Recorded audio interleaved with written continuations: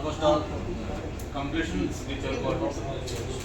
టెంటుగా వాళ్ళు డేట్ కూడా నిన్న జిఎంఆర్ గారు చైర్మన్ చేసిన మాట ప్రకారం ఈ జూన్ 26న గౌరవ ప్రధానమంత్రి గారి చేతుల మీదుగా అలాగే ముఖ్యమంత్రి గారి సమక్షంలో దీని ప్రారంభోత్సవ కార్యక్రమం కూడా జరుగుతుందని చెప్పడం జరిగింది.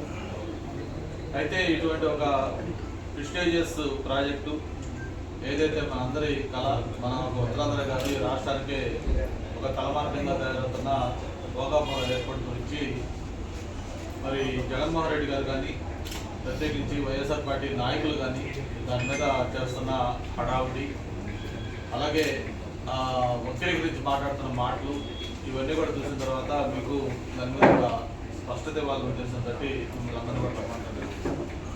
ప్రధానంగా ఈ భోగాపురం ఎయిర్పోర్ట్ ఏదైతే ఉందో దీంట్లో 2014-19 ఆ సంవత్సరంలో ఏదైతే తెలుగుదేశం ప్రభుత్వం అధికారంలో ఉందో అప్పుడు నేను మంత్రిగా ఉన్నాను.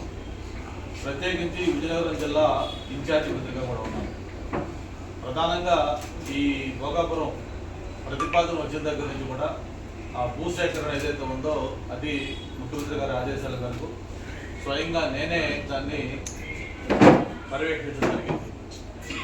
పెద్దలు సీనియర్ శాసనసభ్యులు పతిపేట నారాయణ స్వామి గారు అక్కడ శాసనసభ్యులుగా ఉన్నారు. అలాగే ఇప్పుడు ఏదైతే మార్కెట్ చైర్మన్ మన బంగారాజు భోగాపురం ఎంపీగా ఉన్నారు. మరి సుజయ్ రంగారావు గారు నాతో పాటు జిల్లా మంత్రిగా ఉన్నారు.